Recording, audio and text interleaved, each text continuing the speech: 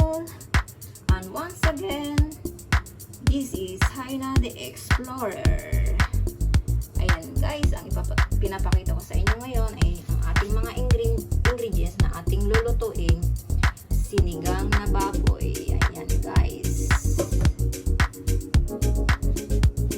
Ito ang ulam ko for lunch. Tara, let's start cooking. By the way, introduce ko muna ang mga ingredients natin. So ito ang sliced onion, sliced tomato, labanos, ang ating pork belly, syempre ang ating kangkong, at ang ating sitaw. Kayo na ang bahala guys kung anong pwede nyo i-add sa inyong sinigang. Pwede kayo mag-add na talong or lady's finger. At syempre ang ating patis, black pepper seed, at ang ating sinigang sa sampalok. Yan ang magpapaasim sa ating buhay ay sa ating sinigang na baboy. Ayan guys, papakita kung paano ako magluto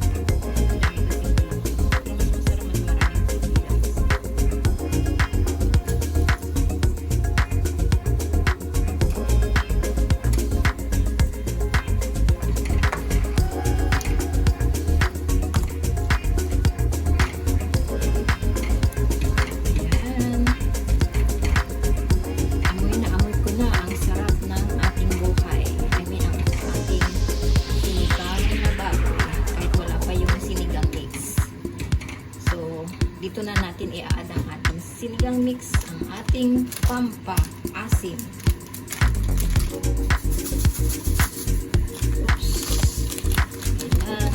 Lagyan lang muna natin ng konti guys. Tikman natin mamaya-maya.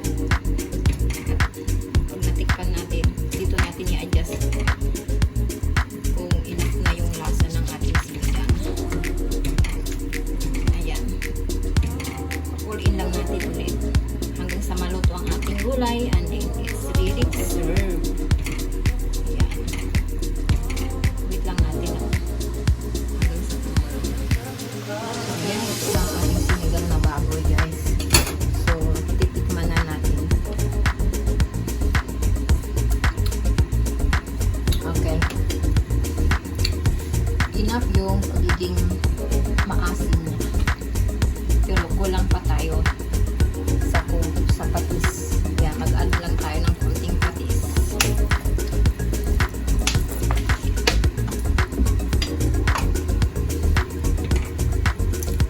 Ayan guys. Ready na. Ready na ang ating ulam. Ready na ang ating sinigang. Ayan guys. Thank you for watching. See you on my next video. At syempre, kung bago ka pa lang sa akin channel, please don't forget to like and subscribe. See ya!